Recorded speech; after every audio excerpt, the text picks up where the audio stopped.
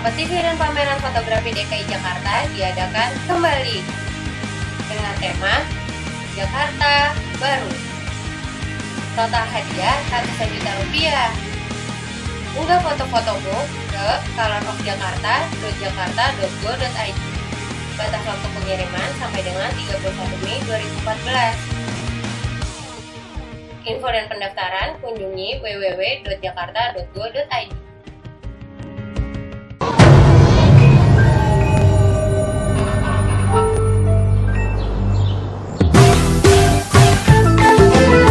Jaga kebersihan. Hari gini buang sampah sembarangan. Udah tahu sampah biang masalah, buang sampah pada tempatnya lah. Iya ya, kalau bukan kita siapa lagi? Ayo kita buat Jakarta jadi bersih. Sekarang mereka mengancam nih, nggak bisa penuhin pajak macam-macam, biarin. Nggak perlu nggak apa-apa, malu, biarin aku yang malu ini. Jadi dia bisa gertak-gertak kita itu teman. Ini saya sengaja cerita, ini gimana cara atasinya? Gampang atasinya sebenarnya. Orang bilang saya terlalu naif, Pak. Orang Belitung sama Jakarta lebih gampang mana? Lebih gampang Jakarta, saya bilang. Naif kamu yang naif. Kenapa? Kalau di Belitung saya ketemu 10 orang, 8 orang di bawah saya pendidikannya. 2 orang sama dengan saya, kayaknya universitas saya lebih baik daripada S2-nya, kira-kira gitu, Pak. Atau pengalaman saya lebih tinggi. Kalau di Jakarta, ketemu 10 orang, 8 orang lebih pintar dari kita pendidikannya. Ketemu beliau, ya masih lebih pintar dari saya jangan ngomong dengerin gitu kan. Jadi ini beda, Jakarta ini beda sekali. Anda mau apa saja bisa. Makanya kenapa sekarang saya punya ide, nanti semua rapat di YouTube kan aja, diupload ke YouTube. Kenapa? Saya merasa saya ditipu di Dinas Tata Ruang. Orang minta izin, saya udah bilang sama mereka, misalnya contoh, semua kita punya lidar itu apa ya, semacam foto udara sampai ke kontur-konturnya punya. Ini Jakarta ini banyak sekali embung-embung. Kalau saudara lihat Jakarta ya, tiba-tiba nggak lama udah diuruk, bikin perumahan. Nah, apa yang terjadi? Kalau itu diuruk, artinya ada tempat secara alam air itu turun. Sekarang nggak bisa turun begitu. Emang turun kemana, bos? Saya bilang, ya turun ke rumah orang kampung. Begitu tinggi kan? Kampung sebelahnya dia nggak bisa-bisa. Orang maki-makinya ke siapa? Jokowi, Ahok yang kena. Nah saya bilang, itu jangan kasih izin, kita nggak tahu. Tiap kali sarannya mereka kita setuju-setuju, terus ketinggian. Kita tahu nggak rumusnya di KLB berapa? Luas bangunan? Nggak tahu kita sebetulnya. Kita pun nggak tahu permainan, dicoret-coret, dihapus-hapus, dinaikin, kita pun nggak tahu. Bisa bayar berapa? Selama ini kan mesti bayar denda. Bayar denda pun nggak gitu, udah nggak usah bayar denda nih. Saya mau semua di-upload ke YouTube. Jadi saya bisa tahu, saya kenapa putusin kasih Anda, kenapa tidak. Jadi saya kasih kepada si Budi, saya naikin. Kalau si Adi, saingan si Budi, dia betul nonton di YouTube, kurang ajar, kenapa dia bisa dapat? Saya udah masukin surat begitu lama, kenapa baru dikasih? Dia kan kirim SMS atau BBM ke saya, ini pasti protes ini. Nah protes saya bisa ketahuan mana nih bajingan-bajingan yang bohongin saya gitu kan. Jadi kita mau nggak mau mesti buka saudara semua, sangat transparan. Tapi kelemahannya ada. Kita lupa mobil juga dinonton orang nih. Karena kita lagi marah-marah juga lupa. Tapi ini bukan gara-gara pukul meja ya, bukan ya. Ini bukan. Bukan dengan pukul meja. Jadi siapa yang dipukul, Pak? Ya, ini kecelakaan sendiri, Pak. Harusnya nggak mau diurut. Biasa orang kampung kan, sakit dikit kedukun, urut gitu dari itu kecil ya. Diurut banyak, sebenarnya nggak boleh diurut. Tukang urutnya bilang, sekali, kalau 3 kali baru baik katanya, 3 kali dibuang. Ini kasus orang modern tidak percaya dokter. Ini lain kasus. Nah jadi model-model tadi, kalau kita bisa buat ini terbuka. Nah, gimana caranya bisa kita lakukan? Ini sederhana. Sebelum kita buka tanya jawab biar panjang. Jadi pejabat di DKI ini mudah saya katakan. SDM-nya rata-rata di atas kamu. Bahasa Inggrisnya bagus-bagus. Kalau bahasa Inggrisnya itu cuma bule yang ngerti. Orang lokal nggak ngerti. Kenapa orang lokal berlaku sih suka cek grammarnya macam-macam. Kalau bule kan yang penting katanya udah dia udah ngerti itu kan. Nah, kita kadang-kadang orang kita tuh belagu tuh kan. Kalau grammar salah nggak ngerti nih. Jadi mulai lebih ngerti bahasa Inggris saya. Terus di sini bagus Inggris, lulusan luar, atau pintar, nyuruh apa saja ngerti. Kalau dulu nyuruh apa pusing, kita mesti belajar sendiri. Di sini kajian gitu banyak, profesor gitu banyak. Kita pengen tahu kajian, atau apalagi kita pengen tahu nih kebijakan kita tuh diterima masyarakat atau tidak. Nggak usah survei, tinggal keluar wartawan numpuk kan. Kamu asal ngomong aja sembarangan. Jangan aja ngomong, tapi jangan dia ngomong. Kamu belum sampai ke ruangan, udah keluar ke online. Ada 300 lebih online di Indonesia nih. Tinggal malam, seluruh staf kita lihat. Tinggal baca aja yang caci maki kita berapa orang. Ya loh. Kalau caci maki kita di atas 50%, berarti kamu udah gak benar dari itu. Kalau caci maki kita baru 10%, 20%, ya gak apa-apa. Jadi gubernur cuma 50% per satu kok. Ya ngapain dipikirin gitu kan. Artinya ini kan bagus gitu. Jadi survei pun mudah di DKI. Terus pengen kajian, ya masih kurikulum 2013.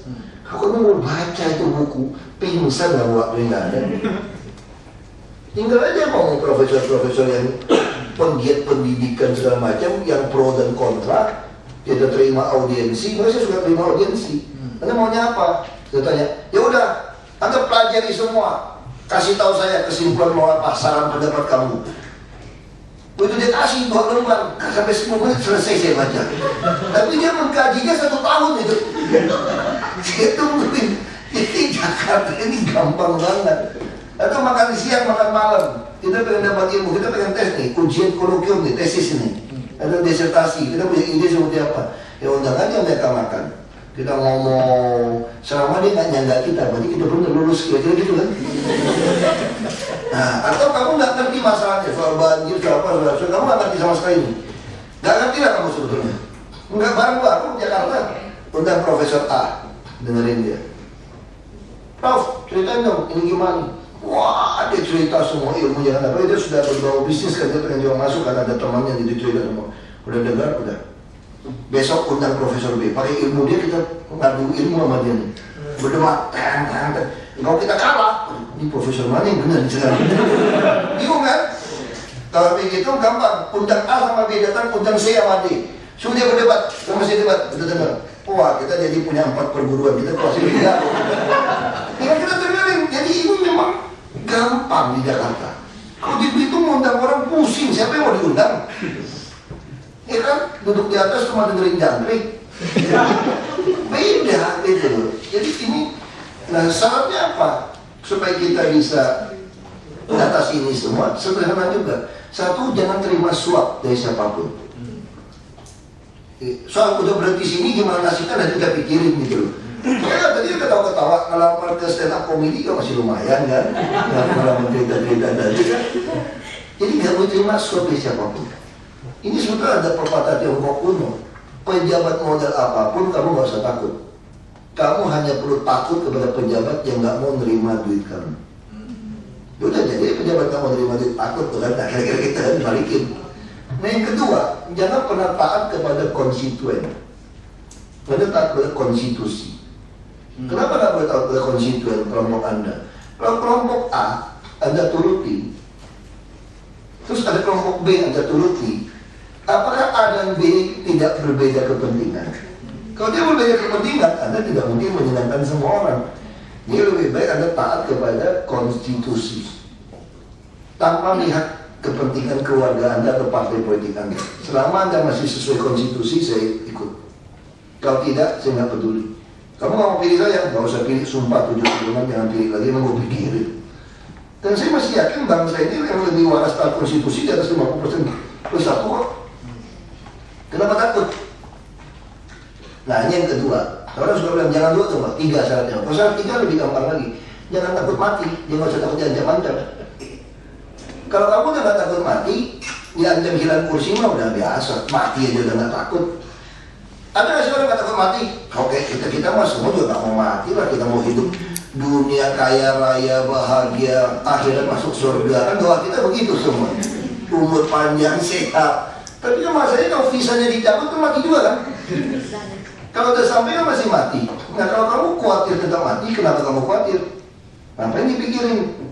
Nah kalau udah sampai ke titik itu, Anda ya bahagia-bahagia lah hidupnya. Ya, Gak usah terlalu paranoid juga. Kalau belum sampai waktu mati, kamu dia mati. Nah kalau kamu punya 3 ini, aman-aman aja. Gak ada yang susah hidup ini. Kita jadi pejabat tuh gak susah.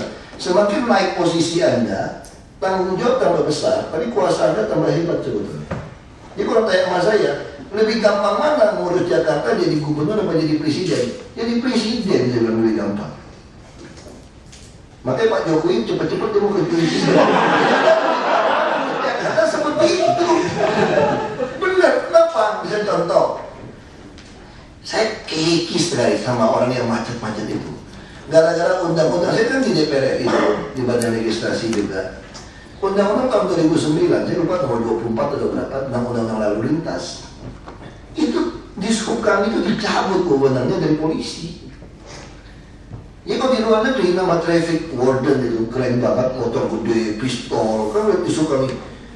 Motornya keren-keren loh, Goldwing, Yamaha, Harley Davidson, wah topi, helm, jaket keren semua. Tapi begitu ngatur lalu lintas, lagi sore atau macet nih, motor kan suka motong arah tuh, kunci nih. Dicuekin, kenapa? Aku gak bisa hilang duluan. Nah, dicuekin. Jadi kasihan banget kalau saya ke kantor pagi-pagi, itu di Sukam itu kayak main Tom and Jerry atau petak umpet. Dia gini-gini tangannya, nahan-nahan motor tuh gak? Jadi mana ada sih main 3 YouTube, nahan-nahan motor nyebrang jalan kayak gitu.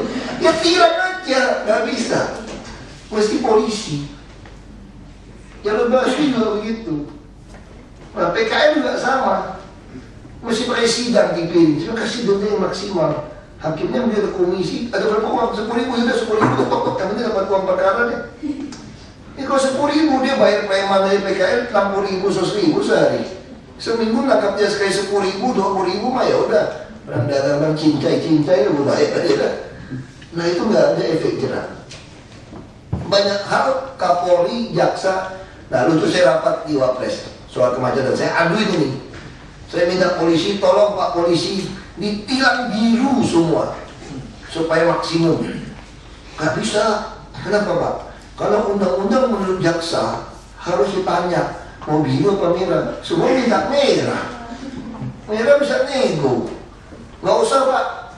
Saya ngomong Pak Sutarman, rapat pasti sama Wapres ini di kantor Wapres sama UKP 4 sama Menhub, Menpan, ada PU. Saya bilang gini Pak. Pak Kapolri, bukan mau ngajarin Pak ya. Bapak nggak usah dengerin jaksa Pak. Bapak tiang biru semua Pak. Nggak mungkin Kak Jagung berani nangkap Kapolri, betul nggak? Nggak mungkin dong. Kalau saya ditangkap ya Pak. Kalau Kak Jagung nangkap Kapolri, Pak Wapres perlu sampaikan Pak Presiden, pecat itu Kak Jagung. Selesai. Ya itu enaknya jadi presiden. Lalu saya ditanya lagi, gimana atasi DPR RI yang makin terpecah belah begitu banyak? Oh gampang, saya dulu jadi bupati saja lawan DPRD fraksi Bulan Bintang 55%. Gimana lawan? Nggak terpecah sekali, 20%-nya nggak nyampe nih presiden akan datangnya. Saya 55% dikuasai, dia apapun bilang enggak. Kenapa bisa saya kontrol semua DPRD 5 bulan, jaminan kesehatan, pendidikan, infrastruktur jalan semua. Takluk sama saya. Gimana caranya? Saya punya Kapolres, anak kiai baik. Kapolres, ini ada ustadz yang Kapolres, istrinya juga anak kiai. Kapolres. Kan saya kan bupati. Saya bilang, Dan, kita tangkapin ya itu DPRD yang kurang ajar, nyolong SPPD fiktif itu. Surat perintah perjalanan dinas. Terus Kapolres bilang, siap bos, kita kerjain bos. Terus nggak usah bahas anggaran, lagi anggaran tahun lalu. Terus kalian tuh tangkapin semua, kurang ajar.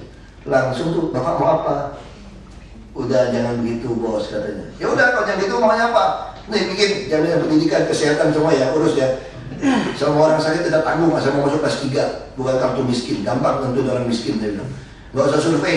Kalau mau masuk kelas 3, puskesmas, 1 kamar tidur, 10 ranjang, 1 kamar mandi, pasti miskin. Betul nggak? Kamu mau nggak? Sebelah kamu ngerang-ngerang besok mati lagi. Kita satu dong, kelas 2. Jadi gampang sekali menentukan survei orang kaya miskin. Itu ilmunya ilmu-ilmuan aja, kita bayangin gitu. Selesai. Nah, apa yang kau jadi presiden? Wah gampang banget. Kalau DPR macam-macam, panggil Badan Intelijen Negara. Siapa yang tunjuk? Presiden dong. Tolong dicek punya simpanan nggak cewek cowok itu. Istri anaknya pakai mobil apa, rumah di mana, BPN siapa yang tunjuk? Presiden. Tolong dicek dong. Itu sertifikat tanah, apartemen, rumah ini punya siapa? Punya sopirnya, pembantu udah dapat, panggil pajak. Menteri Keuangan siapa yang tunjuk? Presiden. Tolong cek, ini orang udah bayar pajak belum? NPWP-nya berapa? Kalau belum ditagih aja, kencing beli apartemen semua nggak bayar pajak, rumah nggak bayar pajak. Nah, kalau dia pegawainya, bukan biaya saya, ini biaya bos. Nah udah, kalau punya orang biasa kan nggak bayar pajak. Kalau kita, Kejagung siapa yang pilih? Kapolri, Presiden. Kenakan tindakan pidana pencucian uang.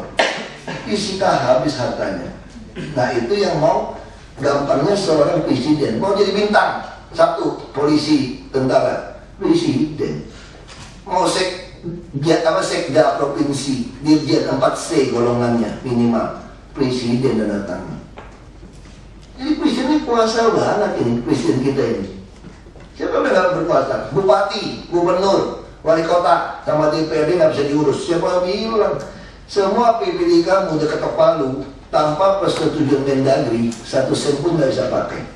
Mendagri siapa yang pilih? Presiden. Paksa aja i-budgeting, RKPP, siapa yang bentuk? UKP 4 semua, presiden. Nggak ada kelemahan presiden Indonesia. Kelemahan cuma satu, kalau pas pampres tembak kamu dari belakang. Nah itu masih ada caranya, supaya pas pampres jalan hadap-hadapan depan belakang. Kalau sampai seperti itu tiap hari tes kan, terus Anda pilih sendiri. Siapa yang mau kawal hari ini, pilih sendiri. Pengawal pilih sendiri. Kalau naik pesawat, Anda juga kantongnya pistol, yang peluru yang lebih kecil, supaya nembak gak tembus pesawat gitu loh. Kalau pesawat kan, kamu kesodot juga kan. Kantongnya, jadi gak ada yang susah. Ini betul-betul gak ada yang susah. 560 DPR RI, bisa nggak? Kalau dia kompak, kamu yang kompak kan, 10 partai, kalau dia kompak pun, bisa nggak bikin undang-undang atau revisi? Nggak bisa. Tanpa presiden. Tapi seorang presiden bisa nggak tanpa mereka keluarkan undang-undang? Bisa, perpu. Peraturan pengganti undang-undang 1 tahun. Kalau kita keluarkan perpu, siapapun mau jadi pejabat harus diperiksa asal muasal hartanya. Ini berdasarkan Undang-Undang Nomor 7 Tahun 2006 sesuai ratifikasi Konvensi PBB melawan korupsi. Siapapun hartanya ketahuan melebihi dari pajak yang dia bayar dari biaya hidup dia, maka dianggap haram, disita buat negara dan dia korup. Jadi kalau dia nggak mau jadi pejabat, rekonsiliasi, nikmatilah harta murah, itu rezeki lu, zaman dulu kan gitu. Kalau kamu bisa pengampunan hutang-hutang, pengampunan uang, 300 miliar US dollar balik uang korupsi, koruptor, pengusaha semua balik. Kita pajak penghasilan pribadi kira-kira 28%.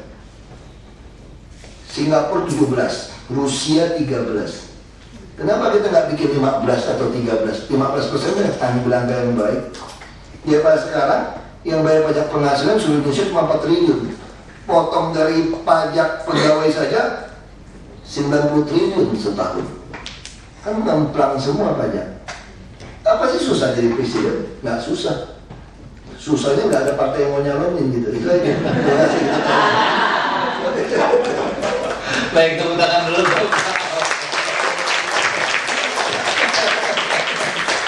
Ya, jadi mestinya Pak Ahok ini jadi presiden. Nggak bisa terjadi partai. Karena partai nanti ini partai mahasiswa ini, partai kaum muda ya.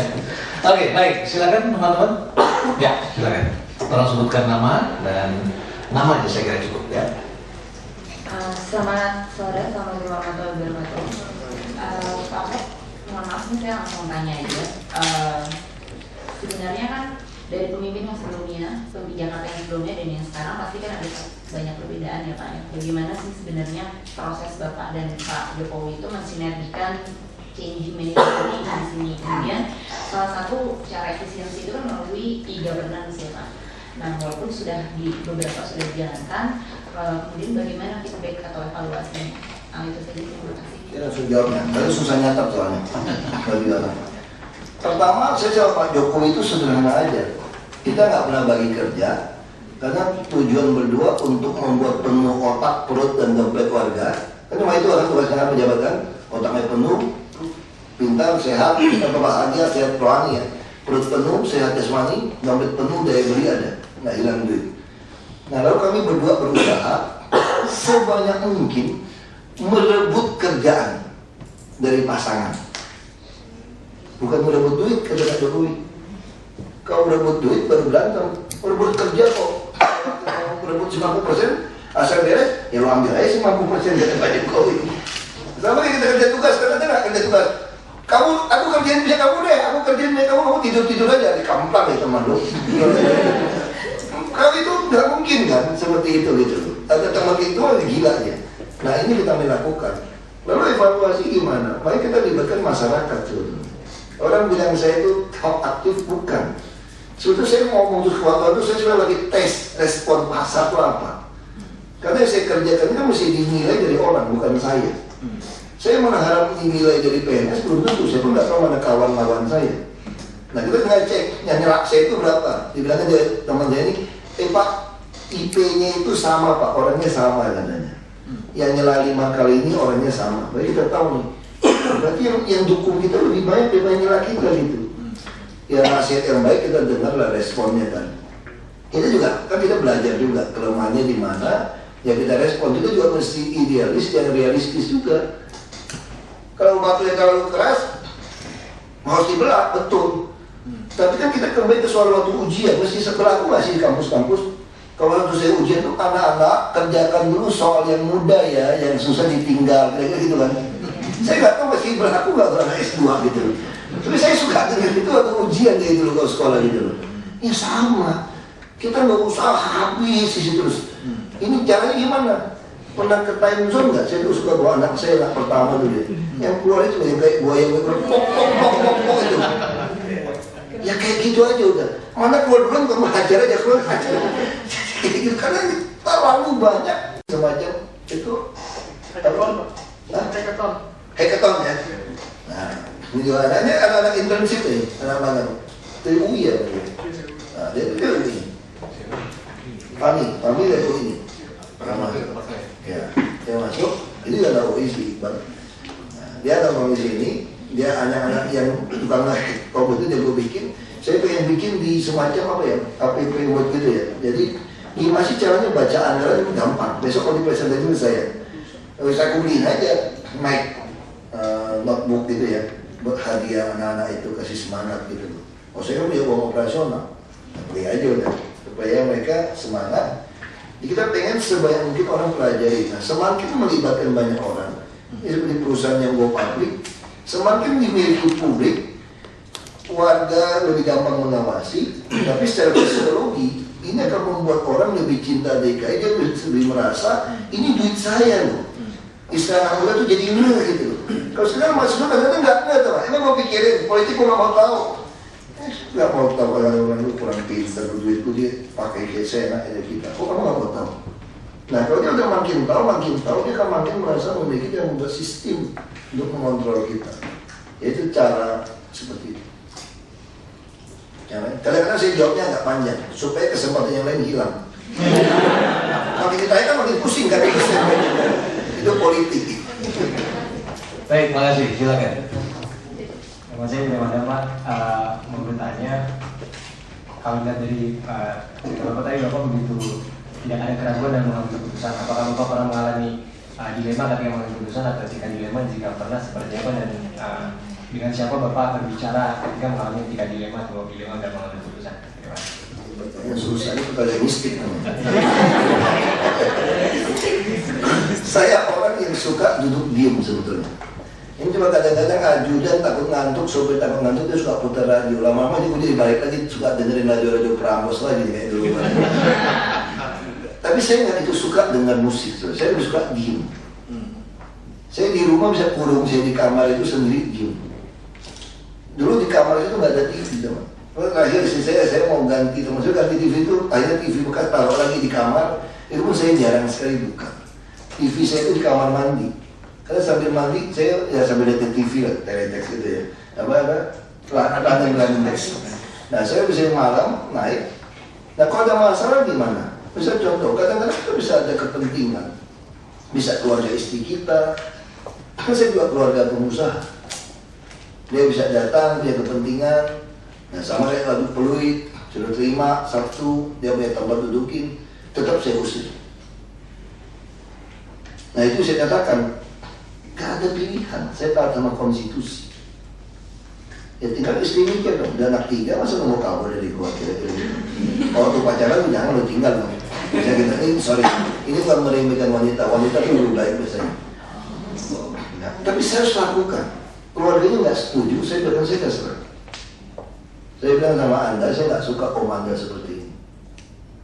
Mertua mau ngojek, lama-lama dia juga tahu kita. Nah ini prinsip, taat konstitusi. Jadi, sehingga Anda tidak akan terjadi konflik batin. Bisa konflik batin, kan Anda sudah disumpah. Nah ngomong sama siapa? Nah, saya paling suka ngomong sama Tuhan. Ngomong sama nurani gitu. Nah nurani kita bisa cek. Ya kita bisa cek hati kita teman. Kita benar gak sih? Kita pencitraan gak sih? Kita takut gak sih? Kita tanya sama nurani. Kamu gak bisa bohongin nurani kamu. Kamu selidiki aja. Benar gak sih kamu mau maju? Sama kayak saya. Kalau nurani saya gak mau ninggalin kursi bupati. Saya berpikir saya 10 tahun jadi bupati, umur 50 baru jadi gubernur. Jadi gubernur sampai 60, 62 baru ikut pemilu pas hitungan tahunnya. Kan 2010 baru 12 lagi. Dia 62 baru jadi anggota DPR RI sampai 67. 67 kalau masih kuat, masih gagah. Kalau balas ke partai jadi DPD 5 tahun.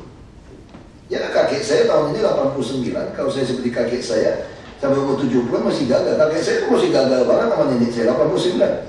Nanti Sabtu ini mau merayakan ulang tahun pernikahan yang ke-70. Susah kan kamu bagaimana? Dan kakek nenek saya itu nggak pernah pisah kamar, pisah ranjang loh dari muda. Susah ketemu orang kayak gitu. Kakek nenek saya seperti itu. Ini Sabtu ini mau ke Jakarta, mau dirayain ini dari restoran 70 tahun pernikahan. Dia umur 19 menikah, sekarang dia 89. Nah kalau saya seperti itu, nah itu karir politik saya. Kita nggak tahu lah panjang umur kan, kita nggak tahu. Anda sehat atau dibunuh orang bisa juga kan, kita nggak tahu cara matinya. Kita nggak tahu gitu loh. Kalau hitungan gennya itu kalau kita makannya jaga rawat dengan baik, harusnya bisa ikutin dia gitu. Memang dari sononya udah sehat. Rongga-rongga darahnya udah oke punya, makan durian aja kayak dia nggak apa-apa. Makan babi panggang apalagi paling demen dia. Ya ajar aja. Kadang-kadang sorry ya, yang haram-haram itu katanya enak banget diharamin.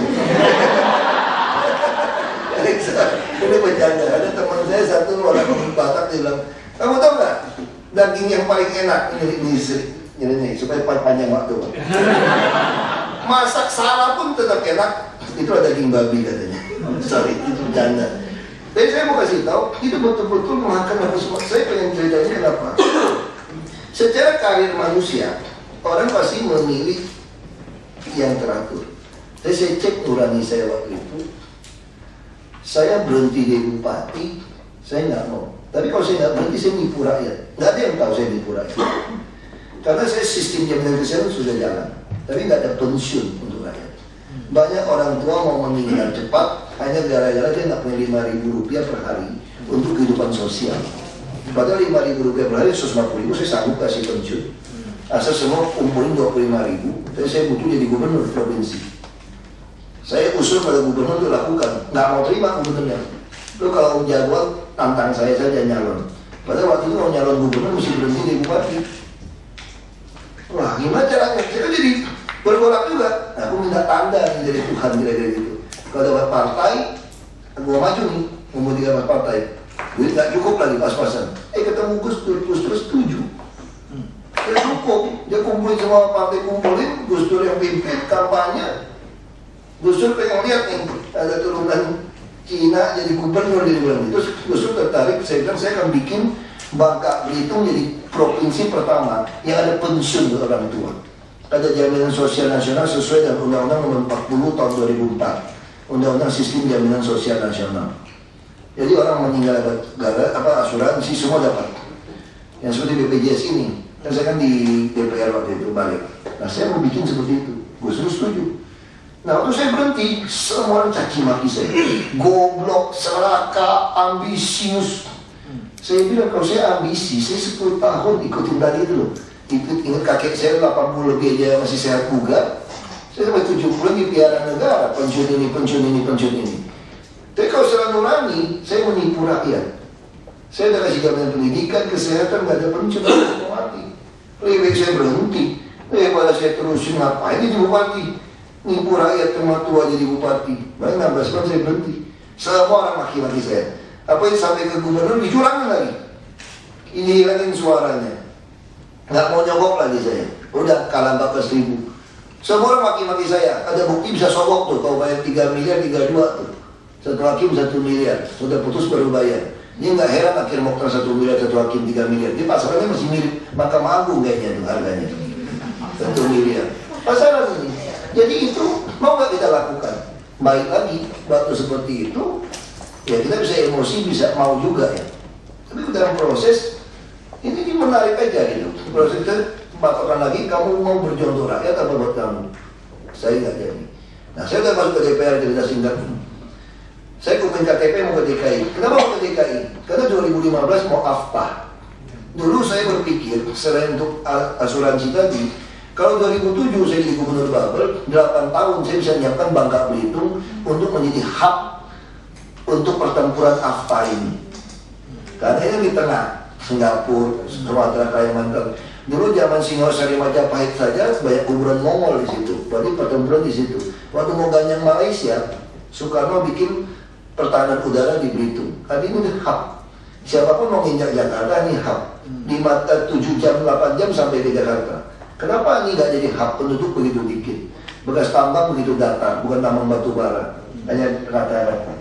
Pelabuhan laut, pipa gas Natuna, semua lewat Selat Kalimantan. Ini tempat yang bagus. Belitung Selatan dekat Jakarta. Kenapa nggak jadiin seperti itu? Ternyata gagal. 2008, tinggal 7 tahun di mana? Aku mau calon gubernur di Sumut, nggak pernah. Gila kan kalau bikin-bikin. Ke Sumut ya, mana ada partai yang percaya sama saya mau jadi gubernur? Diketawain saya. Nggak masuk akal kamu orang Belitung, gila apa kamu? Penduduk berapa? Ya biarin, gila-gila kan yang penting ngetop gitu kan. Bukan ngetop, yang penting punya visi kan. Punya nawa itu gitu, kira-kira gitu loh. Ini mungkin pengaruh guru agama Islam. Saya sekolah Islam, SMP. Saya udah sekarang ingat, manjada wajada kan. Gitu. Ya kita terusin dong. Kalau tidak punya usaha sungguh-sungguh pasti kamu berhasil. Ya udah. Sampai sekarang nggak bisa, balik nih ke DPR RI ini. Ditawarin pulang ke Babel, nggak mau saya bilang, kumpulin KTP. KTP nggak kumpul, karena kita nggak mau beli. Suruh isi handphone, 400.000 lebih dapat 74.000 atau 78.000. Nggak bisa ikut. Ditawarin lagi balik ke Babel jadi gubernur. Kalau 2012 saya jadi gubernur Babel, saya nggak sanggup 3 tahun menyiapkan tanpa infrastruktur untuk menjadi perdagangan AFTA tadi. Kecuali DKI, kalau 2012 tinggal 3 tahun karena siap. Yang siap, nggak aku mau DKI saja. Tapi kan nggak bisa maju, biarin. Pas saya pulang cuma jadi gubernur ngapain? Udah nggak maju ya udah. Nah itu seperti itu saya modelnya. Ditarik, diajak dampingin Pak Jokowi. Tadi diajak dampingin calon yang lain independen, nggak. Kalau yang nggak lebih jago dari gue, masa gue jadi wakil dia mau. Nah jadi Jokowi ya udah aku mau. Nah sampailah cerita di sini kan. Nah jadi gubernur atau enggak?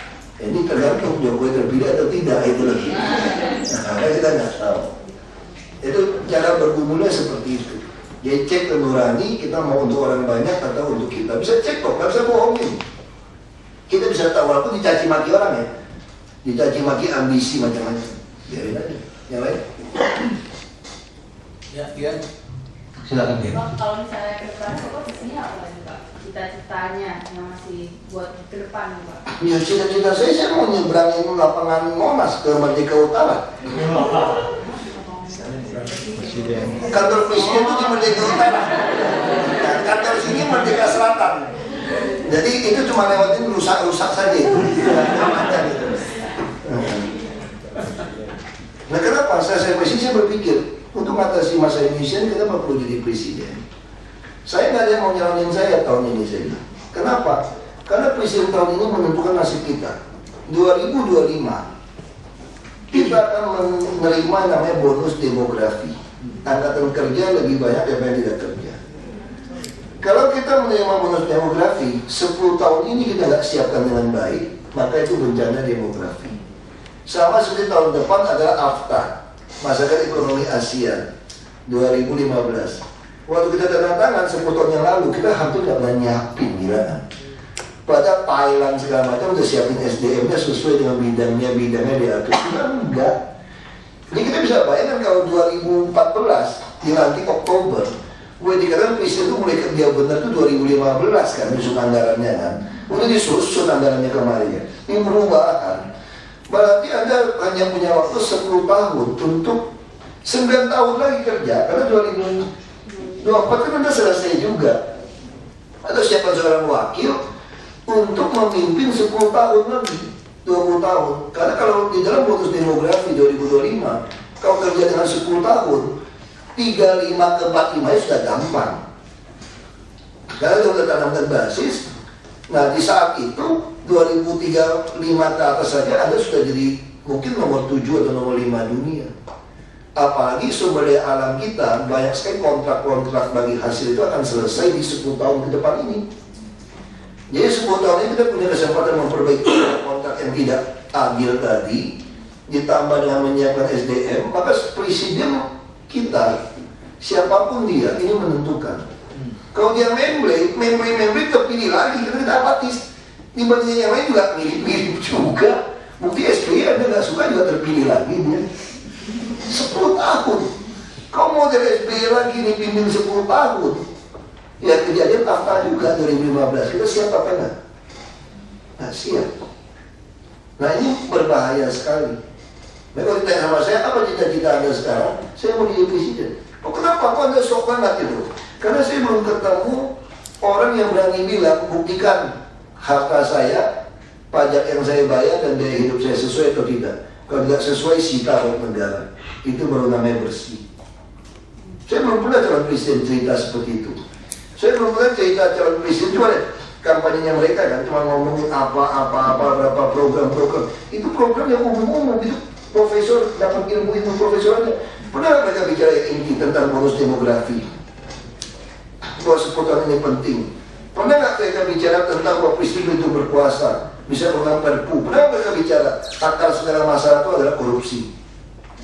Tidak pernah ngomong mereka. Ya tanya sama saya, jadi siapa yang pada jadi presiden? Ya gua bilang, ya itu GR biasa. Politisi mesti GR gitu loh. Baik, saya Pak Jokowi dong. Kalau Pak Jokowi gini pertanyaannya, saya katakan untuk membangun Indonesia bukan kombinasi presiden dan wapres sebetulnya. Harus kombinasi presiden dan gubernur DKI. Jadi kalau tidak dapat wapres yang cocok ya betul. Ini mesti seperti Soekarno-Hatta punya berpisah. Karena kalau kenapa DKI begitu penting, karena ini liputan media begitu besar. Nah kita butuh ini jadi model, jadi sebuah etalase untuk mempertontonkan sebuah transformasi Indonesia. Nah Jakarta ini model. Oke, baik. Yang lain, silakan. Dari sisi kanan. Silakan teman-teman di sini. Kalau nggak ada lagi pulang kita ya. Kalau nggak ada kita selesai.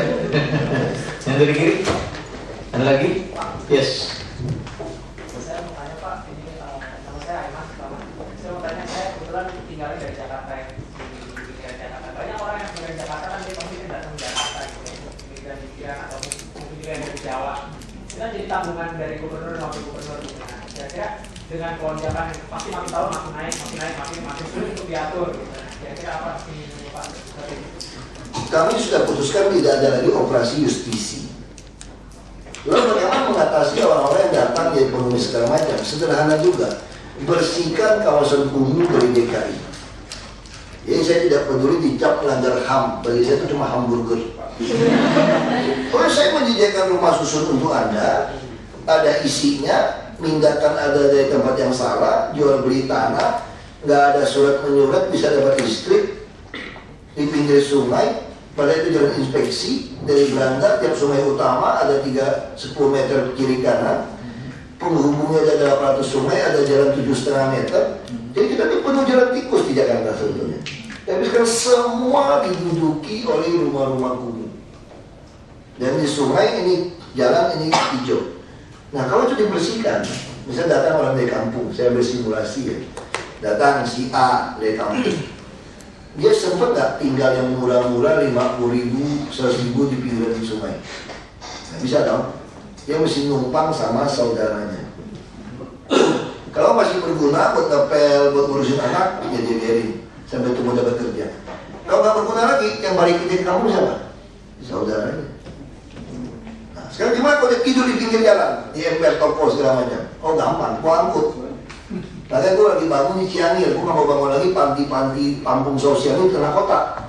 Dia nyokong orang saya, dia keluar lagi, ngemis lagi, kurang aja dia kan. Di Jakarta. Nah, aku lagi mau bangun di Cianjur, komplek panti. Jadi aku tangkap, taruh di Tangerang.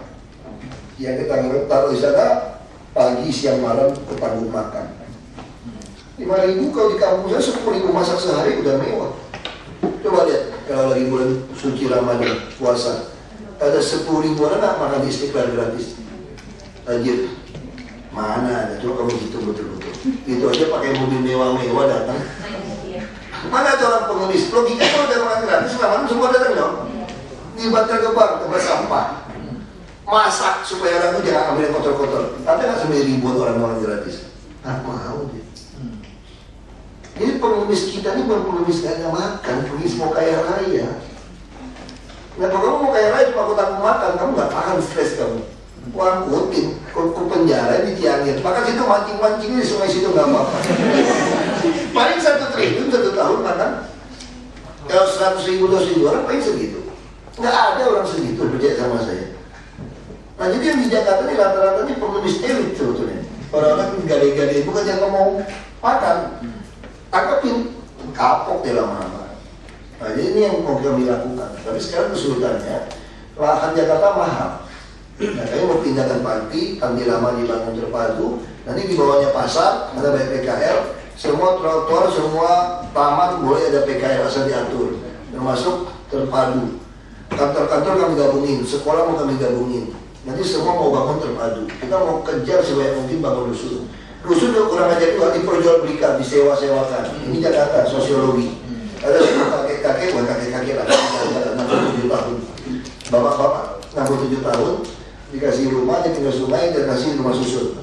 Ada yang mau beli 45 juta. Karena kita kekurangan 500.000 rumah untuk kelas menengah. Rumah susun murah ya, cuma bayar 5.000, 6.000 sehari, dijual 45 juta. Kita tanya, kenapa kamu jual? Wah, saya dari lahir sampai 67 tahun tinggal di pinggir sungai kok. Sekarang saya di rumah susun, dari bapak kasih untuk apa rumah susun? Nggak ada uang. Ada yang mau kasih 45 juta, kau ambil 45 juta, balik lagi pinggir sungai, kau bangun 10 juta, tahu rumah ini kalau dibongkar ada uang kerohiman. Saya bisa perjualbelikan. Gila nih, kayak gitu. Minta PLN sama listrik dikasih lagi. Sama Telkom kasih, itu udah perlu aku bangun petak berapa petak. Dapat tanah berapa petak, aku sewain 250.000. Air pump udah orang miskin cuma 1.050. Modal pump kita 7.000. Nggak dibatasi. Nah sekarang saya udah batasi. Pakai lebih dari 10 kubik, hitung 7.000. Ngaku miskin 10 kubik sebulan tuh udah 2 tangki truk tuh. Disewa-sewain, dijual air. Orang miskin lagi beli berapa? 25.000 per kubik. Pakai pikul dijual-jualin. Gila nih ini Jakarta kayak gitu. Nah model itulah kami sekarang lagi paksa. Semua yang tinggal di rumah susun harus ganti KTP. Dari wilayahnya di sungai mana aja KTP. KTP saya dimasukin dalam e-rusun, jadi ketahuan namanya siapa. Ada surat perjanjian dan dia bayar debit retribusi. Jadi anggota, jadi nasabah Bank DKI. Kontrol debit. Jadi kontrol Dukcapil, Bank DKI dan BPKD dengan e-aset e-rusun elektronik, saya bisa tahu orang ini nipu apa enggak. Kalau saya panggil Aspon, orang dari rusun mau pindah KTP ke tempat lain dipersulit. Harus dicari tahu dia udah kaya apa belum. Nah sekarang tuh masih dilawan nih. Nggak mau diganti KTP, nggak ada SP, kenapa? Oknum di bawah nggak bisa jualan lagi. Ini sama-sama main sewa-sewain jualan. Nah kalau ini nggak dikunci, program saya gagal. Termasuk membangun kembali jalan inspeksi sungai. Karena setiap inspeksi sungai yang saya bangun, saya mesti robohkan ratusan rumah. Sekarang coba main ke Sunter, Sentiong, yang pakin, bersih semua. Itu bisa 15 meter Sentiong lebar jalan, sisi kiri kanan. Nah saya bikin 7,5 dulu, saya tanami pohon, nanti saya rapiin. Jadi model-model ini yang kita lakukan, itu yang kami namakan manusiawi. Jakarta harus jadi modern, tertata rapi, tapi manusiawi. Manusiawi gimana? Kamu saya usir, yang tinggal di pinggiran, tapi usirnya ke rumah susun. Nah kamu kalau nggak sanggup gimana? Saya tangguh. Saya kasih Anda kartu Jakarta Pintar, anak-anak sekolah, kasih Anda kartu Jakarta Sehat. Lalu kita mulai bikin tanam sayur, Marunda contohnya, hidroponik, olah, latih salon, latih bawa taksi. Masalahnya gimana Pak? Kerja di KBN, nggak mau dia kerja KBN 75.000 sehari. Kenapa? Dia jadi Pak Oga di Jakarta, prit, maju, mundur, stop. 3 jam 150.000 dia dapat masalah. Dan bebas. Nah itu kondisi kita. Makanya saya katakan, Jakarta bukan saya kasar. Suka nasihatin beliau. Bukan saya kasar. Dia ngomongin baik-baik karena ngerti. Saya juga takut, apa sih ribut sama orang. Apa saya kan turunan Tiongkok, diajarin dengan baik. 1000 teman kurang 1 musuh kebanyakan. Saya bilang sorry nggak berlaku buat saya. Saya tiap hari ciptakan 1000 musuh. Saya mau menertibkan. Ya bukan saya nggak ngerti loh, bukan saya keras kepala, tapi situasinya kalau saya tidak ada musuh di sini. Kan tadi pertanyaannya yang dulu gimana? Kalau saya nggak ada musuh di sini, berarti saya sabar dong menerima kondisi di sini. Ya udah saya harus tabrak terus. Bukan saya yang mau.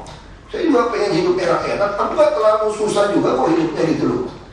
Ya nggak lagi frustrasi juga, istri baik-baik, anak-anak baik-baik juga gitu loh. Ya oke lah hidup saya gitu. Kelas menengah, ya punya rumah yang dia menengah-menengah di Jakarta gitu loh. Ya ngapain saya mau cari musuh? Ngapain gitu? Tapi kalau nggak mau lakukan itu nggak ada selesai. Karena mau nyaman harus tertib. Kalau tertib, penegakan hukum. Penegakan hukum, Anda pasti mengangkat senjata. Keadilan begitu, Dewi keadilan dan timbangan dan pedang. Ya sama. Ya tugas kami adalah mewujudkan, membawa keadilan sosial. Itu tugas kami. Tugas kami adalah bagaimana kami duduk pikirin, meditasi, belajar dengan supaya kami peka.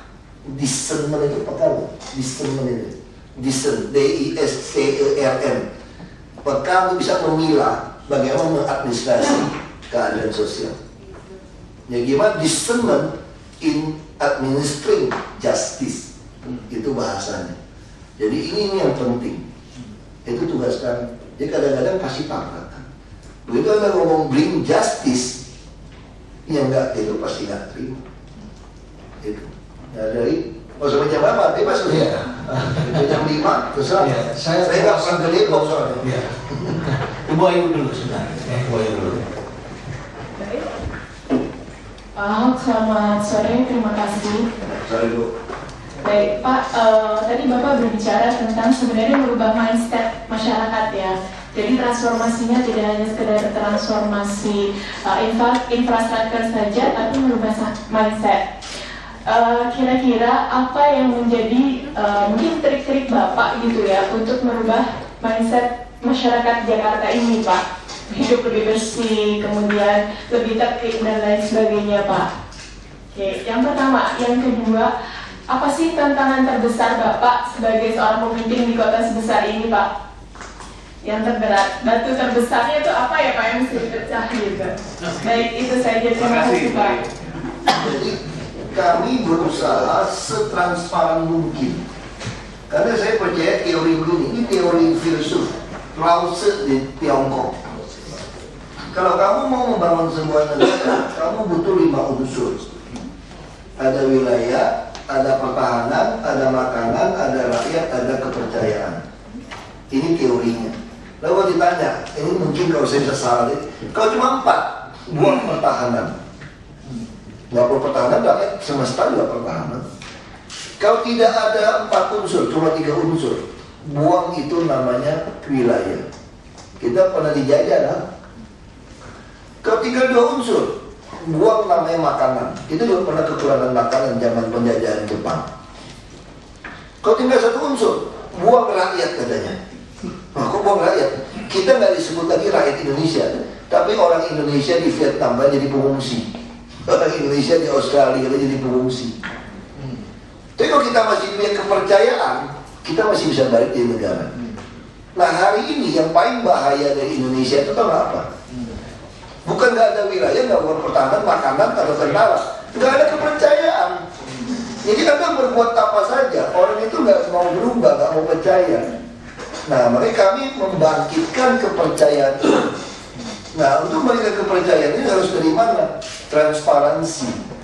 Tapi sebelum mendapatkan kekuasaan untuk membuat transparansi ini, Anda harus memenangkan hati rakyat kepercayaan tadi dengan cara Anda duduk di kursi ini pun tidak curang. Baik, kami mulai dengan kampanye tidak ada bagi duit bagi sembako, tapi bagi kartu nama dengan nomor telepon. Itu yang kami lakukan. Kami tidak mau keluar uang. Anda mau pilih-pilih nggak mudah. Nah, itu adalah bagian kami sudah berpikir. Ini sama kayak marketing. Ini ilmu bisnis sama politik mirip-mirip kok. Anda mau menjual sebuah produk, penetrasi pasar, Anda harus mengetahui dulu apa sih kondisi market yang Anda mau masuk.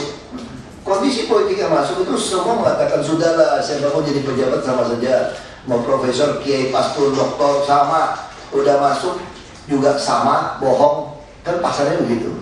Nah, ini ada teorinya. Kalau ngajar begitu katanya. Udah ketemu ini cari teori Abraham Lincoln, presiden ke-16 Amerika. Kalau Anda mau menguji karakter sejati seseorang, kasih dia kekuasaan. Rakyat Indonesia nggak pernah dengar teori ini kebanyakan, tapi dia tahu. Nah, kalau gitu kita bangun kepercayaan ini. Nah, kita tahu kondisi itu, kita mesti mengerti setiap penjualan barang itu ada purna jual. Nah, kalau kamu udah nyogok-nyogok, begitu kamu duduk, dia begitu minta, dia berpikir belum kemarin menangnya minta, sekarang menang saya minta. Begitu purna jual nggak beres, produk Anda selesai, kepercayaan Anda hilang. Baik, kami tidak mau purna jual yang harus keluar uang lagi. Baik, kami mulai minta uang, kasih nomor handphone, minta pulsa dong, 5.000, 50.000, kalau tidak mau pilih Anda. Ya nggak usah pilih, aku balas, udah ada ototeknya. Mohon maaf, tidak bisa saya berikan. Udah ada ototek. Makanya saya udah ada ototeksnya tuh, dia balasnya cepat. Nah, itu membawa kepercayaan. Nah, kepercayaan itu dapat transparansi.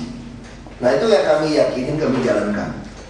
Makanya membuat orang percaya. Minimal Bapak Ibu kan hari ini kan dipercaya kamu datang ke sini kan. So saya kesana apa kan? Minimal ada tipu juga gitu.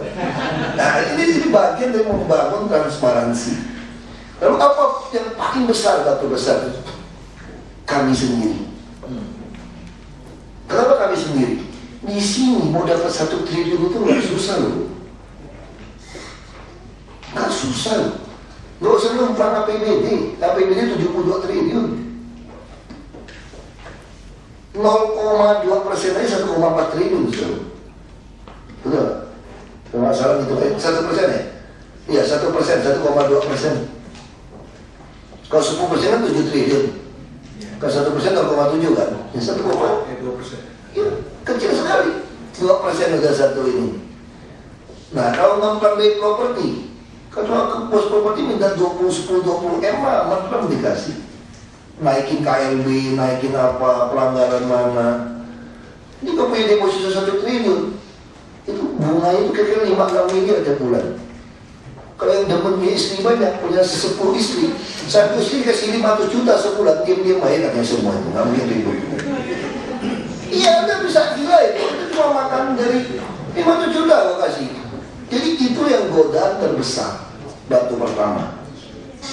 Anda kalau berpikir pensiun, saya ngapain hidup susah, gaji kecil, saya dapat ini, terserah kamu mau bisa terpilih kembali syukur, atau terpilih kembali juga dapat duit orang lagi. Kalau mau nggak terpilih ya syukur, udah kaya, ngapain berpikir? Nah, ini pertama. Terus kedua, ketika Anda nggak mau terima uang orang, waktu dia bawa jam tangan Richard Miller kepada Anda, Anda tolak. Anda bilang saya mau laporkan kepada KPK, dia bisa boleh musuhin Anda, hati-hati loh. Ini ibarat mafia kan begitu kan, saya nyogok Anda kalau Anda tidak mau. Yang kedua, ya udah aku habisin dulu kira-kira. Nah, yang kedua kita takut mati. Kita bisa tiba-tiba berpikir, ngapain gue masih mati, anak gue masih kecil, bini gue juga masih muda, enak aja jadi janda lu yang dapet gitu kan. Kayak gitu kan. Terus jual harta gue, kan kita bisa berpikir seperti itu kan. Saya juga gak miskin-miskin banget gitu loh. Ngapain ribut sama orang? Emang kok ada utang apa sama nenek moyang lu semua? Ngapain sih? Ngapain kok masih pasang badan di sini? Pagi sampai malam kerja sini, berantem sama semua orang. Ngapain? Apalagi ada yang rasis. Waktu saya ngurus waduk peluit, Cina, kalau saya ngurusin gua. Dasar Cina lu. Siapa yang ngomong? Brengsek. Tuh kurang aja gua. Kok Cina mau apa kira-kira gitu? Mau apa harus itu? Miskin mati loh gitu. Saya bisa berpikir mau berhenti. Saya pernah waktu mau jadi bupati, saya pernah mau berhenti loh, jujur aja. Kalau saya ke pasar kan sama 93% muslim, 55% pegang PBB bulan bintang. Saya keluar kopi bisa teriak, "Hey, kafir, mau mana?" Ini bupati loh, karena dihitung, kamu menang 37%. Aduh, saya pulang, saya benci banget. Saya pengen berhenti aja, sialan aku udah utang apa, aku udah miskin-miskin banget, gaji juga kecil di sini gitu loh. Aku pengen berhenti, tapi udah pikir balik lagi, yang ngatain kita kan lebih dikit daripada yang butuh kita gitu. Nah, pengalaman waktu kuit tenggelam itu, saya pindah 2.000 orang lebih, itu sama, dia maki-maki saya seperti itu. Ya ada bingung waktu itu ya, saya mau balik, aku mau tabok tuh, gak mau ngaku dia, cuma dia tarik-tarik saya. Kalau mau balik, kalau jadi waktu tadi, biar aku tabok aja, udah masa bodoh lah gue. Gak mau ngaku pulang, aku langsung merasa seperti dulu, ngapain ya aku jadi waku? Udah banjir kayak gitu, siaran bener dimaki-maki gitu. Aku mau berhenti aja deh, aku udah hutang apa sama mereka. Nah terus seperti itu, aku teringat lagi itu kasus Belitung. Nah, ini kan pertanyaan tadi kan, bergejolak tidak sama kan. Apa yang membuat saya balik lagi? Cerita Nabi Musa sebetulnya. Aku suka renungin baca-bacain cerita Nabi-Nabi. Nabi Musa bawa Bani Israel keluar dari Mesir. Sama-sama Israel, satu bangsa, satu agama, lihat mukjizat bareng. Tapi begitu ada makanan, orang-orang tuh mau bunuh Nabi. Kalau kita baca lebih dalam, Nabi Musa frustrasi, Tuhan aku ini ada hutang apa sampai mesti ngurusin bangsa seperti ini. Now, if I got you favor God, itu Musa ngomong, kill me, bunuh saya saja deh. Jadi Musa aja frustrasi sama bangsa sendiri, agama sendiri, suku sendiri. Jadi berpikir, saya ini siapa? Wajar dong, beda agama, beda suku, beda ras. Kalau dia mau bunuh gua mah, berarti gua masih lebih baik daripada Musa gitu. Kalau gitu saya nggak ngapain? Makanya saya terus. Nah itu dua hal yang membuat batu terbesar. Saya sempat mau berhenti waktu malam itu. Nah begitu istri saya bilang, ini pada telepon nih, pada nangis-nangis. Kasian tuh, pada mau pindah, mau diusir tuh dari Kometa. Kamu masa nggak mau cari mereka tempat tinggal? Itu 2.000 orang loh, yang ngatain kamu cuma berapa puluh. Itu iya juga ya. Terus 1.000 ada bayi baru lahir berapa minggu. Masa aku gak mau urusin? Ya udah aku balik lagi deh ke sana deh. Terus mereka bilang, Pak, kami mau pindah ke rusun Pak. Bapak kalau bus saya duduk di luar Pak, jangan di sini, kita diancam badannya. Pada pindah tuh seneng tuh.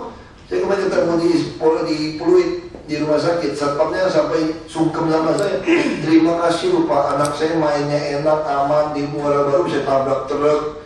Ini di sana, di rusun. Ya saya jauh dikit, gak apa-apa lah Pak. Kalau pagi-pagi juga cuma sejam lebih. Kalau sore pulang paling lama juga 2,5 jam. Dia kerja di luar kota, punya kehidupan lebih baik. Kita ada terima kasihnya orang-orang itu. Jadi kalau kita ketemu orang seperti itu, kita jadi semangat teman. Ini yang saya bilang, senangnya kita nggak bisa dibeli, ditandingi dari orang yang beli Ferrari baru atau dia beli Lamborghini baru. Teman saya banyak yang punya. Dia beli pulau baru, villa baru, rumah baru. Dia nggak sebahagia saya. Jujur aja. Saya lebih bahagia ketika saya lihat orang seperti itu nggak bisa dibeli sama orang. Jujur aja.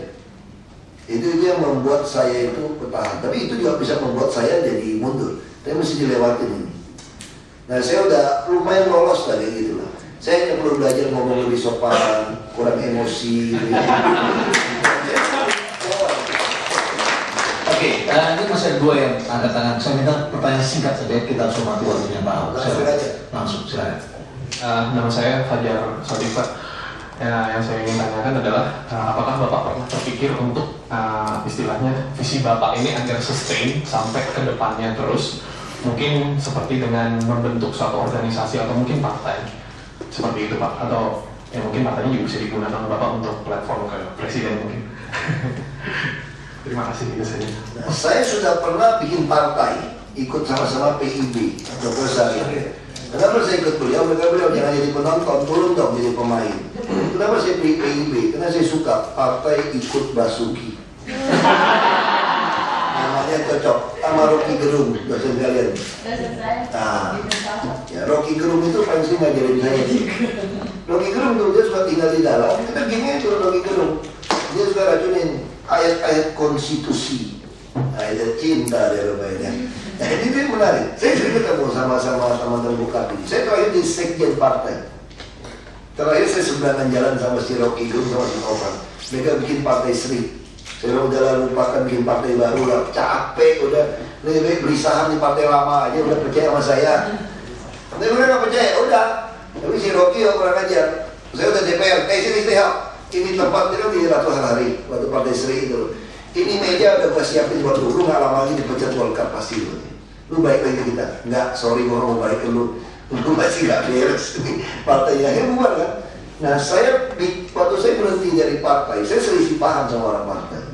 Karena dalam idealisme saya, partai itu jangan cari uang dari calon. Kita mesti cari orang jujur untuk nyalon. Cariin duit buat dia, baru dia jadi benar. Nah, makanya saya bentuk LSM. Saya punya LSM, Center for Democracy and Transparency, CDT.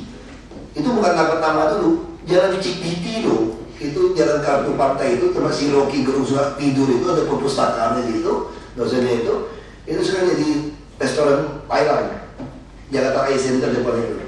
Kita selalu kalau SMS juga ada BlackBerry ya, rapat di CND. CND itu CDT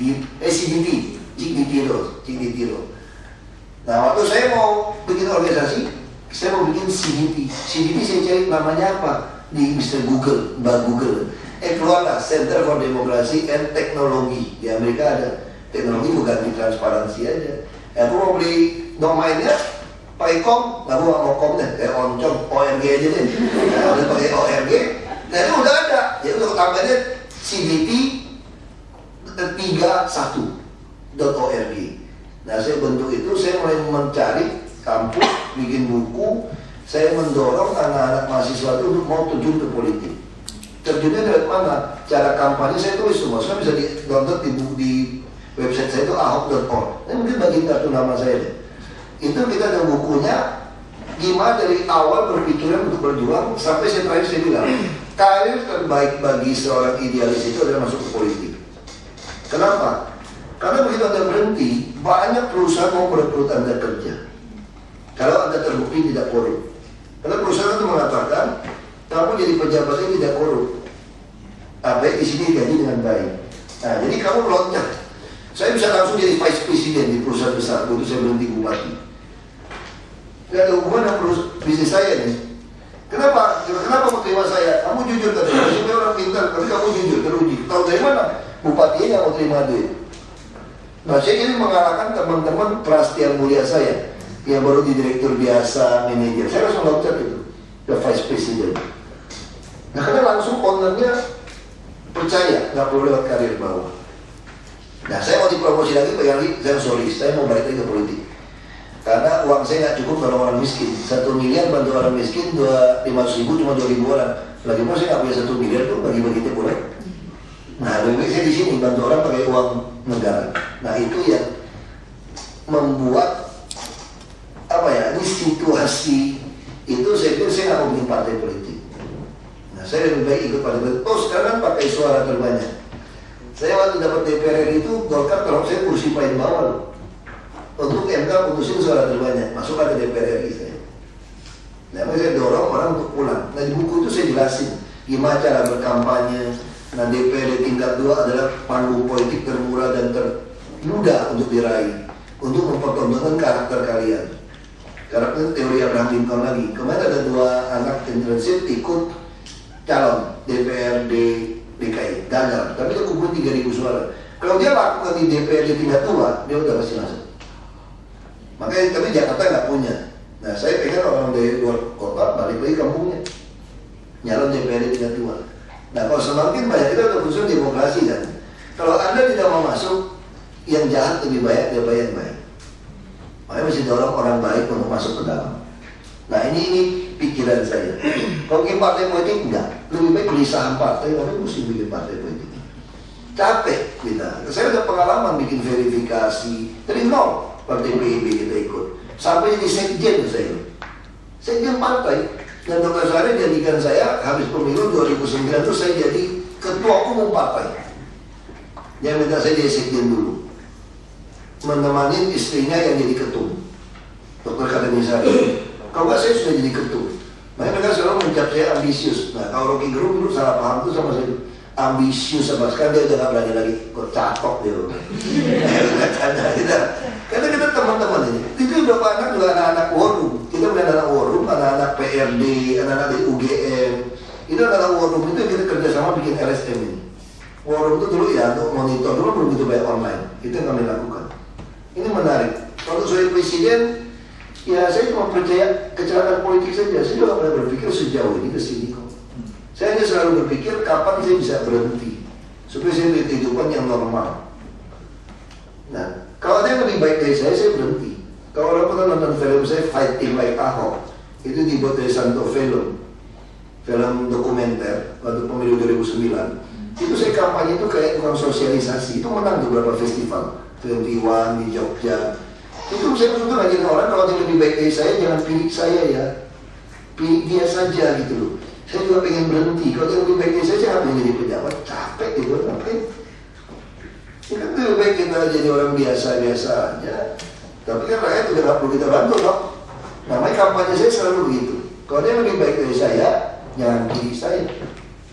Sederhana, semboyan saya gampang kan, Basuki telepon nama dari Kadin itu kan BTP, bersih, transparan, profesional.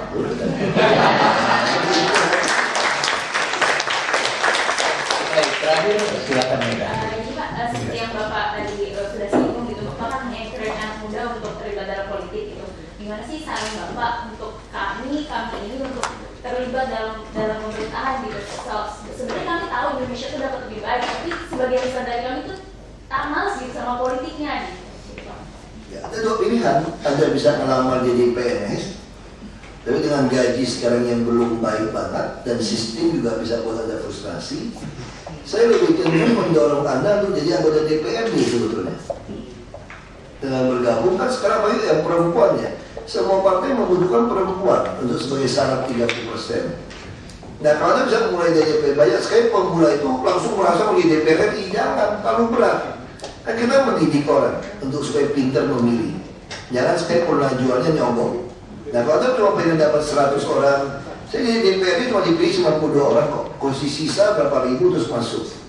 Karena dulu masih pakai suara nomor 1 ya. Nah kalau bisa lakukan di daerah, Anda begitu masuk, Anda buktikan tidak korupsi. Anda harus ada karir kerja. Kalau Anda jadi pejabat bagus, semua perusahaan pasti akan terima Anda kok. Anda kan sarjana, bukan orang bodoh juga. Itu kan bukan orang idiot. Nah dari situ masuk ke eksekutif. Tetap harus jadi bupati, wali kota untuk melakukan perubahan. Tapi kalau mau lewat PNS saya kira nggak secepat sekarang. Mesti ada presiden yang hebat banget yang berani melakukan sebuah transformasi besar-besaran, baru bisa dilakukan. Nah, saya saran saya seperti itu. Nah, kalau Anda mau belajar politik, ini banyak anak-anak. Nanti kalau sempat bisa ke ruangan saya lihat. Ruangan ini bukan ruangan Pak Fauji Bowo.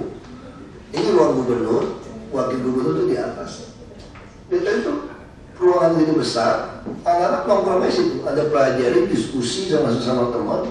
Kita ada lantai 3 lagi, pengaduan-pengaduan. Anda bisa rasain seperti apa dari pejabat. Kalau Anda merasa suka, ya Anda bisa lebih lanjut, tunggu 5 tahun. Itu belajar yang paling cepat itu bukan kuliah. Ya yang prinsipnya nongkrongnya pelajarin semua, kita buka semua. Anda bisa lihat keputusan kita, Anda bisa lihat berita, gimana kita atasi. Bisa lihat saya lagi ngamuk, lagi kesel, lagi kecekik lah saya tuh saking mau marah gitu, semua bisa. Makan seperti apa, semua oke. Nah itu Anda bisa belajar langsung. Nah saya mengharapkan generasi itu saya bisa tua bisa mati kan. Nah saya sudah katakan, makanya saya ditanya apa istilahnya apa ya, prinsip hidup ya, pedoman hidup atau bahasa kayak salmon saya bilang, kayak ikan salmon gitu. Kalau salmon itu kan dia mesti naik ke gunung untuk bertelur, walaupun dia bisa mati di atas kan. Itu pun dia menghadapi ancaman gitu banyak. Makanya ikan yang ikut arus pasti ikan mati. Ikan hidup pasti lawan arus. Ikan yang mahal yang hebat ya ikan salmon.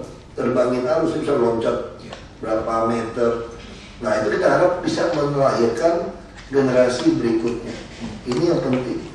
Makanya saya selalu pengen semua divideokan segala macam, ditulis, ketemu orang. Kan kita nggak tahu kita sampai kapan. Yang minimal ide-ide ini bisa dia terusin. Kita lakukan perlawanan bersama. Jadi aku juga prof, cuma bukan profesor, provokator. Baca filsafat menurut pegangan kita adalah karakter itu. Saya kira satu hal yang berasal dari Pak Ahok itu karakternya kuat, yang genuine, sehingga membuat siapapun yang berpikir apapun itu pasti kemudian akan melihat sesuatu yang genuine di situ, original di situ ya. Dan saya kira apapun yang kita lakukan untuk banyak orang yang bermanfaat, saya kira itu akan sangat besar dampaknya ya. Kita harapkan Pak Ahok dari sini, teman-teman ini, kaum muda ini bisa terlibat dalam gagasan-gagasan yang seperti yang tadi sudah disampaikan, gagasan-gagasan untuk memperbaharui Indonesia, ya gagasan-gagasan Indonesia yang lebih rukun, lebih damai, ya, dan tentu saja lebih sejahtera, kira-kira begitu, ya. Semoga waktu yang singkat ini bermanfaat bagi kita semua dan mudah-mudahan Pak Ahok tidak keberatan one day kita ganggu lagi dengan mahasiswa yang lain, ya. Kita ucapkan terima kasih dan ini ada sedikit kenang-kenangan dari kami dari UI Pak. Dan juga ada buku tentunya. Masuk S1 UI gagal. Kalau keterima malah nggak jadi wakil gubernur. Saya mau masuk kedokteran UI sebetulnya. Bapak saya cita-cita saya mau jadi dokter. Karena dokter Cowboy itu gunting ketinggal di dalam. Ya, terima kasih ya, terima kasih Pak. Kemudian ada Jombang mau menyerahkan? Ya, sini Jombang. Jombang ini mengarang dan dia ingin menyerahkan sesuatu, ya. Silakan Jombang. Ini 2 novel saya. Sudah tanda tangan belum? Udah. Penting. Jadi ini beberapa, ini mau diceritakan, ini kisah tentang kampus saya FUI. Dan ini tentang istri seorang profesor. Oke. Istri profesor istri siapa? Sorry, Oh, tangannya. Masih ada Pak Ahok, ini buku karangan saya, nanti saya berikan di sini. Dan ini ada produksi rumah perubahan, saya nggak tahu Bapak masih makan tempe Pak? Ya. Makan Bapak. Ini ada tempe, ya, tempe produksi rakyat, ya, produksi tempe Bun, ya, untuk mengajarkan masyarakat membuat tempe yang higienis. Ya, ini di rumah perubahan, nanti nanti kita buka. Demikian Pak Ahok, ya, mungkin bisa foto sampai pekan ya. Pemimpin besar masih makan tempe gitu kan? Oke, bisa ke sini. 1, 2, 3. Thank you. Ya, baik. Ya.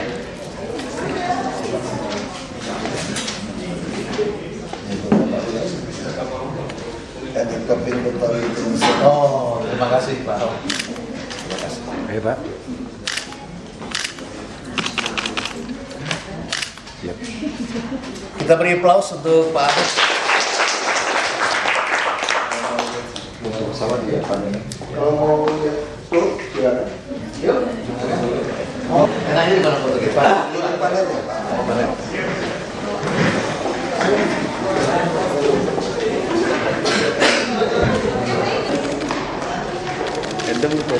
Oke.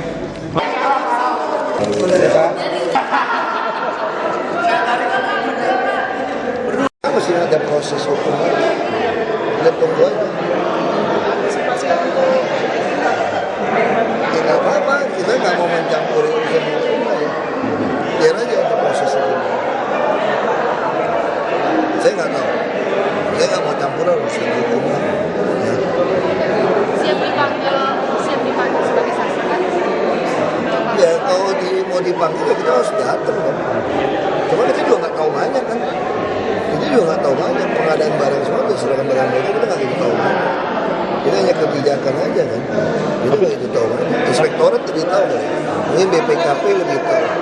Tapi cukup sesuai harapan apa? Cukup legakan nggak sih? Karena kan Iya, misalnya contoh kayak tahun ini kan, mereka masih mau siapin duit untuk beli.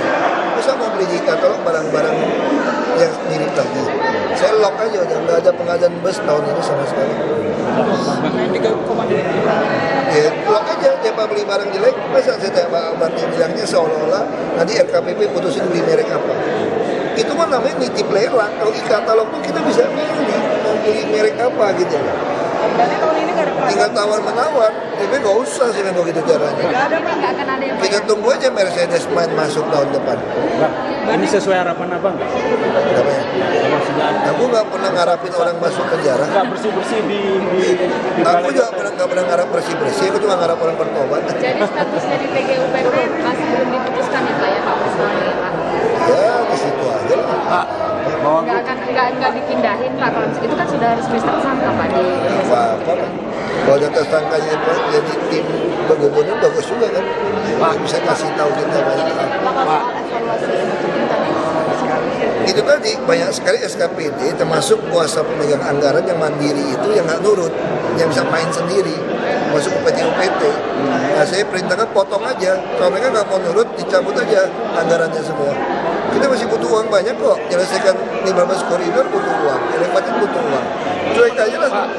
Soal ini, Dinas PU menginstruksikan pembukaan rekening anggaran di tingkat kecamatan untuk pembetulan jalan. Saya tidak, nilainya 39 miliar. Saya tidak lihat angkanya, tapi apakah proses itu boleh ketika bisa, tapi KPA Mandiri itu yang bahaya, itu yang kita mau kunci. Sekarang e-budgeting kita apa yang masalah itu adalah Dinas Perhubungan dan PU. Mereka terlalu banyak mau KPA Mandiri itu main di kecamatan-kecamatan gitu loh. Sekarang dasarnya apa? Kalau mau main boleh, satuannya mana dong? Saya mesti ikan kalau nggak ada saya kunci, jangan mau kasih. Tapi ini kejadian 2013 Pak. Memang. Tapi itu emang diperbolehkan, karena diperbolehkan atau tidak? Boleh. Itu dasar itu nggak jelas. DKI ini khusus. Itu yang mereka ciptakan, kita tangkap gitu, kita sisir di e-budgeting. Saya ketawa, waktu bahas nggak pernah ada, tiba-tiba keluar. Itu yang saya bilang, dibilang BPKB semacam angka siluman. Nah sekarang itu kita paksa di e-budgeting, mereka teriak nih, ketahuan gitu disisir. Itu yang saya marah di PU tau gak? Tiba-tiba bisa muncul, kenapa? Kebagian semua nggak tahu loh. Sudin yang main di bawah-bawah, KPA Mandiri yang main. Enggak, tapi ini dari tadi saya telepon Pak Rudi, dia bilang memang karena kebutuhan di bawah makanya itu dikeluarkan. Maka mereka keluarin KPA Mandiri supaya cepat. Tapi saya udah kunci juga, Anda mesti e-katalog, waktu itu belum. Maka sekarang kita kunci. Tapi memang kita udah ketahuan kok, KPA Mandiri itu bahaya. Itu sebenarnya bagian dari, bukan siluman lah, kita nuduh dan bisa dituntut ya. Tapi minimal itu menyalahi, itu abu-abu di dikit. Iya, abu-abu Pak.